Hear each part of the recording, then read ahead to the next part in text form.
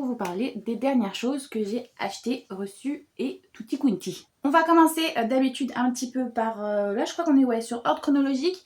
Donc on commence avec pas mal de petits graphiques. J'ai reçu du coup, j'ai acheté Nina du Royaume des Étoiles, le tome 17. Si vous ne connaissez pas, on est sur un monde parallèle, c'est de la fantasy. Sur une jeune fille qui ressemble trait pour trait à la princesse, et quand celle-ci va mourir, vu qu'elle a les yeux bleus et que c'est quelque chose de très rare dans cet univers, il y a quelqu'un, le prince en l'occurrence, qui va venir la chercher et la récupérer et la transformer en princesse pour que personne ne soit au courant que la princesse du royaume est décédée, puisqu'elle doit aller se marier à un royaume qui risque sinon de les envahir. Donc, du coup, on va suivre cette jeune fille, Nina, qui est à la base une jeune fille de la rue orpheline et qui va devoir faire semblant d'être la princesse et d'aller se marier avec un prince qui a l'air d'être un prince hyper cruel, hyper méchant. Et pendant son entraînement, évidemment, elle va plus ou moins éprouver des sentiments pour le prince qui est en train de l'entraîner. Donc, on va être au début sur un petit triangle amoureux comme ça, mais très vite, on a tout un univers aussi avec justement qu'est-ce que ça représente ces yeux bleus, pourquoi ils sont à la fois haïs et détestés par certains peuples. Bref, c'est hyper chouette. Là, je vous avoue qu'on rentre petit à petit normalement dans un arc un petit peu plus sombre justement, puisque il va y avoir pas mal de divinités qui vont rentrer en jeu. Et là, on a des divinités beaucoup plus sombres qui viennent justement interférer avec Nina et la divinité lumineuse qu'elle est censée représenter. Donc, j'ai hâte et on va voir ce que ça va donner. Si vous me suivez, vous savez, on continue les suites de saga. Donc La Gardienne des Concubines, le tome 8, on se fait sur l'histoire de cette jeune fille qui va avoir un mariage arrangé avec le bras droit de l'empereur, parce que celui-ci l'a décidé alors qu'elle n'était absolument pas au courant, et elle va du coup rencontrer ce bras droit. Et en devenant sa femme, elle va avoir le titre de gardienne de concubine qui va être créé spécifiquement pour elle en lui disant écoute, vu qu'il y a plusieurs embrouilles, plusieurs petites bagarres entre mes épouses dans le harem, il faut que tu te débrouilles pour que voilà, tu règles les affaires. Donc du coup, c'est ce qu'elle va faire. Elle va rentrer dans le harem, dans la cour intérieure où il y a toutes les femmes, concubines, maîtresses, épouses et tout ça, et elle va essayer de démanteler les petites intrigues qu'il y a entre chacune d'elles. Et en même temps, justement, on la suit à voir petit à petit l'évolution entre la relation avec son mari. Et normalement, dans ce tome-là, justement, on a un commencement de début d'évolution avec le mari, donc j'ai hâte de lire ça. J'ai aussi acheté la nouvelle chef de clan, donc là on est plus sur un webtoon que sur un manga, puisque vous voyez, on est sur ce style-là de graphisme. On est sur l'histoire d'une jeune fille qui est en fait la bâtarde d'une famille de nobles, et on est sur une réincarnation en fait. Elle va retourner dans sa vie quand elle était toute petite, vers ses 7-8 ans, puisque elle a vécu une vie assez désœuvrée, justement comme c'était la bâtarde, elle n'était absolument pas digne d'hériter du clan, et elle a vu les hommes de sa famille, qui étaient des gens insupportables, hériter du clan et faire descendre le nom de Lombardie en fait jusqu'à ce qu'ils ne valent plus rien. Donc elle s'est promis quand elle s'est réincarnée que si elle pouvait tout changer, elle changerait tout, et c'est ce qu'elle va faire. En plus, comme elle connaît les événements qui vont plus ou moins arriver, vu qu'elle vient du futur techniquement, et elle anticipe justement pas mal de choses pour pouvoir petit à petit se placer. Et là, c'est ce qui est en train de se passer. Comme elle a fait pas mal de manigances, justement, vu qu'elle connaît le futur, et bien tout le monde la prend pour un génie, parce que elle a un train d'avance sur les gens de sa génération. Et en plus, comme elle est une jeune fille, encore plus, on la prend pour un génie, parce qu'elle a les connaissances d'une personne qui a 20 ou 30 ans. Donc, bref. Du coup, c'est assez chouette de la voir évoluer, et donc j'ai hâte. J'aimerais bien aussi que ça avance un petit peu avec le petit prince, parce qu'il y a un prince justement qui lui aussi, c'est un prince bâtard, et elle va faire en sorte justement de le pousser un petit peu plus en avant, puisqu'elle déteste le premier prince. Bref. Donc j'ai hâte de l'avancée de cette histoire. Là, on va arriver sur les romans. Donc, on avait tout un délire avec mes amis pour une saga que j'ai depuis des années. Je sais pas si vous allez voir, non, elle est juste là en dessous derrière moi. C'est The Immortal Instrument. Je ne sais pas si vous connaissez, mais c'est une saga à rallonge où il y a énormément de mini-sagas dedans. La première saga, normalement, fait 6 tomes, et après, elle a sorti d'autres sagas de The Immortal Instrument, mais ce sont des préquels ou alors des choses qui se passent après. Et donc, à chaque fois, on a 3 tomes, puis 4 tomes, puis 3 tomes, puis voilà.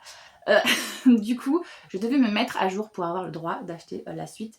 Ce que j'ai techniquement fait, oui et non, puisqu'en fait, il me reste 2 sagas à lire, 2 arcs en gros. Les dernières heures que j'ai décidé de DNF, parce que j'ai lu le tome 1, c'était assez long, mais ça allait. Quand j'ai commencé le tome 2, je me suis dit que non, c'était pas possible en fait, que c'était vraiment pas vers ce vers quoi j'adhérais en grandissant. Donc non, voilà, c'est beaucoup trop toxique, beaucoup trop de miscommunication, donc ça n'allait pas. Donc j'ai décidé d'abandonner les dernières heures. Mais par contre, il me restait la malédiction des anciens. Et donc comme j'ai lu le 1, je me suis dit, hey, normalement on avait dit que si j'avançais, j'avais le droit de m'acheter la suite. Donc voilà, j'ai acheté du coup le tome 2 de la malédiction des anciens. Et en plus, on est sur Magnus et Alec, donc un couple LGBT, qui était très rare à l'époque et que là il soit aussi mis en avant dans cette saga. Parce que c'est quand même une saga qui date des années 2010, vous voyez, enfin les premières grosses sagas de cette époque-là. Donc voilà, qu'ils soient autant mis en avant à l'époque, c'était chouette. Et qu'en plus après ils aient leur propre du coup R, enfin voilà, qu'ils aient leur propre saga, c'était encore plus, c'est encore plus impressionnant. Donc normalement il y avait 3 tomes, mais j'ai vu qu'en français il n'y en avait que 2 de sortie.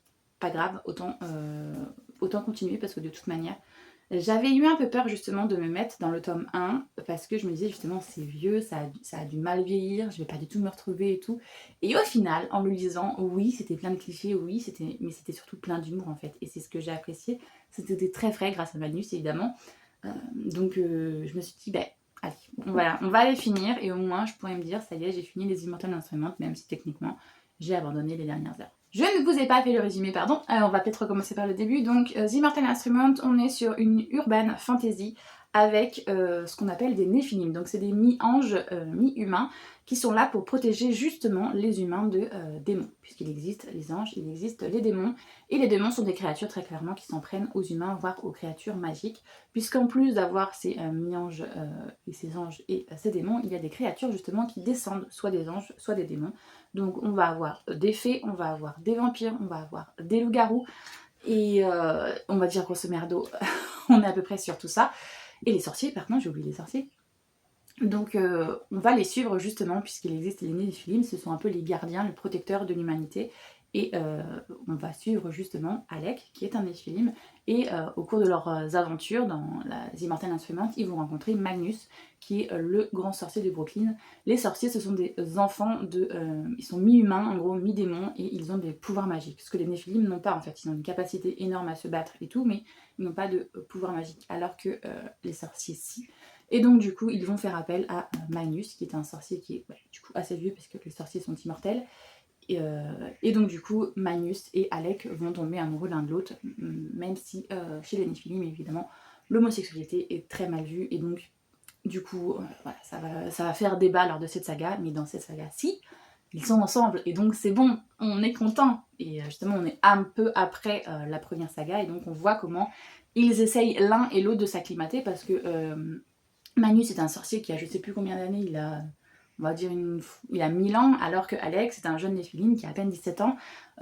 Justement, Magnus c'est sa première fois, alors pour Magnus, lui, il en a déjà eu des milliers de partenaires. Donc voilà, il a vécu des milliers d'années. Donc homme, femme, loup-garou, il a tout fait lui. Voilà, humain, pas humain, il a tout eu dans son lit, alors que l'autre non. Et donc justement, on a cette ambivalence des deux et qu'ils essayent de se comprendre malgré que justement ils sont différents parce qu'ils n'ont pas pareil le même rapport à la vie vu que Magnus il est immortel, il voit pas du tout les mêmes choses tu vois au niveau de temporel quand il est pas pressé dirons-nous alors que Alec lui il est un peu plus puisqu'il sait qu'il a une échéance quand même c'est un mortel donc voilà ils sont assez kiki et du coup j'ai très hâte de retourner avec eux. Autre chose de kiki, regardez-moi ça, comment c'est trop beau, ça donne trop envie de la lire. Du coup, Donjons et Dragons, on est sur l'histoire d'une jeune fille, si je ne m'abuse, elle a un père justement qui est assez geek, qui a un espèce de, comment ça s'appelle, de magasin justement sur Donjons, Dragons, sur des jeux de plateau, sur des jeux de société et sur des jeux vidéo j'imagine, avec qui elle ne s'entend pas très bien, mais justement elle va faire je pense une bêtise et donc du coup elle va devoir aller travailler un été dans ce magasin pour se faire pardonner, je crois que c'est quelque chose comme ça, et elle va y rencontrer justement un jeune homme qui va lui faire découvrir le monde dans lequel son père baigne et pourquoi il adore ça. Et petit à petit justement j'imagine que la relation entre lui et elle va avancer et la relation aussi avec son père du coup va un peu se calmer parce que j'imagine qu'en découvrant l'univers geek et tous les jeux qui y sont avec, elle va petit à petit y adhérer et un petit peu comprendre j'imagine l'univers de son père et tout ça. Et je crois qu'à la base, ils font un truc genre fake dating, voilà, parce que lui, il a une fille avec qui il joue, qu'il aimerait bien rendre un peu jalouse, et elle a son ex que je sais plus ce qu'elle veut faire, mais du coup, il va avoir un trope de fake dating, et ça marche avec moi à tous les coups. Donc Voilà, déjà il y a tout pour me plaire. Il est magnifique. Le sujet, voilà, on adore les geeks. Bonjour, on est là. Et voilà, là, qu'est-ce que vous voulez de plus, franchement? J'ai trop hâte. Je pense que si vous êtes sur Instagram ou dans la sphère littéraire, vous n'avez pas pu passer à côté. Voilà, bah oui, évidemment. J'ai déjà vu la série, mais je me suis dit justement j'aimerais bien lire le bouquin pour voir à peu près si c'est fidèle ou si c'est pas du tout fidèle. Donc Game Changer, on est sur l'histoire de un hockeyeur et un barista. Si vous le savez, en général, on considère les hockeyeurs justement comme très superstitieux. Et ce hockeyeur, Hunter, va avoir... C'est Hunter, hein, je crois, oui, c'est Scott Hunter. Va avoir une série de défaites jusqu'au jour où il va aller dans un bar, il va commander un smoothie banane myrtille et là il va avoir sa première victoire parce que il a eu du coup son smoothie banane myrtille servi par Kip, je crois que c'est ça son prénom. Oui, c'est ça, Kip. Et donc du coup il va décider que maintenant c'est ça qui lui porte chance. À chaque fois qu'il a un match, il va aller commander son smoothie et servi par Kip. Sauf que évidemment tous les deux se rendent compte qu'il y a atome crochu entre les deux. Kip est ouvertement gay et il s'assume totalement, alors que Scott, étant un sportif de haut niveau dans un monde assez machiste, on va pas se mentir, et bien du coup lui il ne revendique absolument pas son homosexualité, bien au contraire il la cache, et donc il va y avoir une relation qui va naître entre les deux, et évidemment va se poser à un moment des questions assumées ou pas assumées. Donc on va là les suivre dans leurs aventures à eux, justement, dans voir leur relation, comment elle évolue. J'ai déjà vu la série, donc je sais comment ça va se passer, à peu près, mais je suis quand même curieuse de voir un peu plus en détail comment le livre, à la base, l'a traité. Et ensuite, ces deux-là, c'était pas du tout prévu parce que j'avais oublié. En fait, on a un Discord entre amis, et quand on a des livres, justement, qu'on veut mettre à vendre, avant de les mettre sur Vinted ou que sais-je, on les met sur le Discord en mode, dans ce salon-là, on vend ces livres-là, est-ce que ça vous intéresse, avant que je les mette à vendre. J'avais totalement oublié que j'avais dit à une amie que oui, ces livres m'intéressaient. Et quand là, je suis allée à une soirée, et bien, du coup, elle me les a donnés, je les regarde, je fais, je les ai déjà payés. Elle me fait oui. Je fais, ah, d'accord, bah je ne sais pas au courant, mais je les ai payés autant que je les récupère. Je lui ai acheté le dernier conte, Pomme d'or, du coup, on est sur un tome 1 de Alexiane Thiel. On est sur une réécriture, mais alors pas d'un conte en particulier, mais je pense qu'on va avoir plusieurs contes de ce que j'en ai entendu des retours. Et donc ça potentiellement, ça va être chouette. On n'est pas sur une romantaisie très romance, de ce que j'en ai entendu aussi des retours. On est sur l'histoire la dernière fée est en vie, Ariane, dans l'univers des contes, et la grande nuit approche, puisqu'en gros, il n'y a plus de héros, et donc on ne peut plus réaliser de contes, si j'ai bien compris. Et donc elle va traverser le voile entre son univers et le nôtre. Elle va débarquer dans un parc qui, grosso modo, même si c'est pas dit, c'est Disney. Elle va embarquer un cast member qui n'a rien demandé à personne, et elle va l'amener dans son univers pour qu'il devienne le prochain héros, sauf que lui, il n'a absolument pas les capacités pour devenir un héros. C'est comme si vous et moi, on partait dans un univers de fantasy, vous voyez, on n'est pas du tout prêt pour ça. Donc du coup, ce que j'ai donc compris, c'est qu'il y a beaucoup justement de slow dedans, parce que on n'est pas sur une romance qui se déclare dès le premier tome, on est sur une romance qui arrive, si j'ai bien compris, vers le 2 ou 3e, même 3e tome peut-être bien. Et voilà, c'est assez lent, ça prend... Enfin, il paraît que justement, ça change. Et donc je me suis dit, potentiellement, ça peut me plaire justement parce qu'on est plus sur de la fantasy que sur la romance. Et voilà. Donc, en plus, il n'y a qu'une seule petite personne, donc ça veut dire qu'au niveau du smut, normalement, on est pareil, on est assez dans le délire du slow burn. Ça risque de plaire. Enfin, à la base, j'aime pas trop le slow burn quand je pars dans une romantasy pour avoir de la romance. Mais vu que dans ceux-là, justement, je pars pour de la fantasy et non pas de la romance, je serais contente qu'on n'ait pas 1 million de spicy. Et alors là, du coup, on n'est pas du tout sur la même chose. La reine courtisane, alors normalement, non, je le vois pas d'ici. Ah si, il est là-bas. J'ai déjà en fait enfin pas ce tome-là dans cette édition-là, mais j'ai déjà la reine courtisane. C'est juste que je l'ai en version... alors, hop. J'ai déjà la reine courtisane, comme vous pouvez le voir, et qu'en plus j'ai acheté exactement à la même personne. Le souci, c'est que je l'avais acheté moi à l'époque justement parce qu'on était sur une version pas Hugo, sur une version à l'ancienne. C'était chez qui? C'était chez Black Ink, avec une map à l'intérieur et tout. Et voilà, je me disais, c'est quand même plus stylé d'avoir cette version-là. En plus, à la fin, on avait deux illustrations même de Lago et tout, donc je me disais je préfère avoir cette version là qu'avoir la version poche de chez Hugo qui me plaît pas trop. Et là j'ai vu que ma pote justement de l'époque m'a mis celle-ci, et là j'étais en mode ah ouais, là on a quand même upgradé un petit peu. Alors on a toujours la carte, mais cette fois-ci elle n'est pas en couleur, et j'ai même pas regardé si on avait des illustrations ou pas à la fin, mais en tout cas on est sur, comme vous voyez, une mise en page un petit peu plus détaillée. Et si on a bel et bien, on a une illustration des deux d'elle, la même, et d'un dragon. Ok, on a un peu plus d'illustrations dans celui-ci. Enfin bref, c'est un toc-toc. Est-ce que j'ai besoin de plus détaillé? Pourquoi je l'ai pris? Je ne pense pas. Pour la reine courtisane, je ne sais pas si vous avez lu la Guilde des Ombres ou pas, mais on est sur un petit peu une histoire qui se vit en parallèle, puisqu'on est dans le même monde, mais on est sur une île bien spécifique de ce monde-là, où en gros il existe 4 clans, un clan du feu, un clan de l'eau, un clan de la terre et un clan de l'air.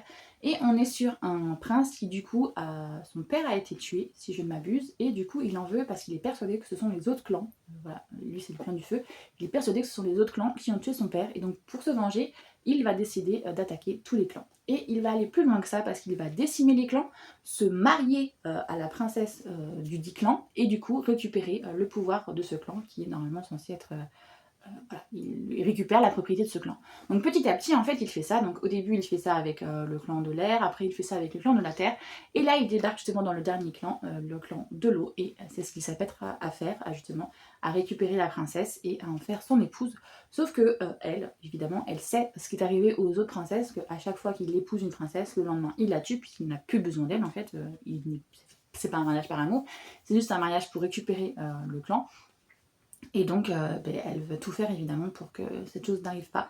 Et donc, c'est ce qui va se passer. C'est un peu une réécriture, je crois, c'est des Mille et une nuits, puisqu'elle justement, elle va le tenir en haleine pour que le mariage ne se passe pas en lui racontant des histoires. Si je ne m'abuse, c'est ça en fait. C'est une très bonne conteuse. Et donc, elle va lui raconter petit à petit des histoires tous les soirs et en fait remettre justement le mariage au lendemain parce qu'elle lui dit pour que tu connaisses la suite de l'histoire, je te la raconterai demain. En sachant que s'il se marie demain, elle sait très bien qu'il va la tuer le lendemain après. Donc, du coup, le mariage petit à petit est décalé comme ça et on va avoir une relation qui va se nouer entre les deux. Je vous avoue qu'on n'est pas du tout sur une romantasy, green flag et tout ce qui s'ensuit. Hein. On est très clairement sur un Game of Thrones. Il y a une scène d'ailleurs qui me l'a rappelé, qui m'a fait énormément de tort. Je ne sais pas si vous avez vu Game of Thrones, mais la scène de Cersei quand elle... Alors pourtant, Cersei, Dieu sait que c'est une grosse 1. Mais la scène où justement elle traverse la ville nue et qu'on lui balance des trucs en mode shame, shame, shame. Cette scène... On a quasiment la même dans ce bouquin, donc pour vous dire, on n'est vraiment pas sur une relation green flag du tout. On est sur une relation où justement lui, il la considère comme une esclave, puisqu'il la considère comme une prise de guerre. Et donc on n'est clairement pas sur une relation saine. En plus, on a des petits soucis aussi au niveau des identités, parce qu'elle, vous allez voir qu'elle cache pas mal de secrets. Et pareil, au moment où ces secrets sont révélés, pour moi, il y a des petits volte-face qui ne me plaisent absolument pas. Mais bon. Voilà, je vous conseille quand même de le lire si vous aimez tout ce qui est romantasy, mi-romantasy, avec des scènes assez dures quand même. Voilà. C'est tout ce que j'ai pour le moment à vous présenter, mais là au moment où je tourne, évidemment nous sommes à la moitié du mois, je me doute que je vais recevoir d'autres choses, donc vous les verrez dans la suite de la vidéo. Hey, je vous reprends malgré cette température qui est absolument horrible, pour du coup vous faire la fin évidemment du book haul de ce mois-ci. Donc j'ai acheté la suite de Ton visage au clair de lune, donc le tome 6, le tome 7, 8, 9 et je crois que le 10 sort ce mois-ci donc ou le mois prochain. Donc incessamment sous peu, je vais m'acheter du coup la suite et du coup je serai à jour. On est sur une romance entre deux personnes qui sont très beaux ou très belles, mais qui sont tous les deux considérés comme des princes. En fait, on est sur une jeune femme qui a une beauté assez masculine et donc on la trouve très belle, elle se fait offrir des cadeaux par des filles et tout, et on a à côté le prince, mais le prince un petit peu plus voyou, un petit peu plus archétype, et lui il va tomber sur elle par hasard dans les couloirs du lycée et il va avoir un crush sur elle, et petit à petit justement on va avoir une relation qui va se nouer entre les deux. Au début c'est vraiment apprendre à se connaître, mais on sait très bien que ça va vers de la romance, et là où j'en suis rendue, ça va très clairement vers de la romance. J'ai aussi acheté Business Proposal, le tome 8, évidemment je ne pouvais pas m'en empêcher. En plus, j'en ai marre de ces couves par contre. On va dire que là, il faut qu'ils arrêtent parce que tout est si spoilant là un peu quand même. On est du coup sur l'histoire de cette jeune fille qui à la base va à un rendez-vous arrangé avec un gars pour sa meilleure amie. En fait, sa meilleure amie ne veut pas avoir un énième mariage arrangé puisque elle est une héritière d'un gros groupe et elle va avoir encore un rendez-vous arrangé avec un autre héritier d'un grand groupe. Donc elle y va en se faisant passer pour une fille hyper vulgaire, hyper désagréable, et au final, lui il avait fait un pari comme quoi bon, c'est le dernier rendez-vous arrangé qu'il allait faire, donc peu importe qui se présentait, il va se marier avec elle, et donc on va avoir un quiproquo comme ça et une relation qui va se construire. Sauf qu'en plus, petite cerise sur le gâteau, elle est une de ses employées. Elle va s'en rendre compte lors du rendez-vous que c'est son patron. Donc là ça la fout un peu mal. Mais voilà, bon, je pense que tout est dit dans la couverture.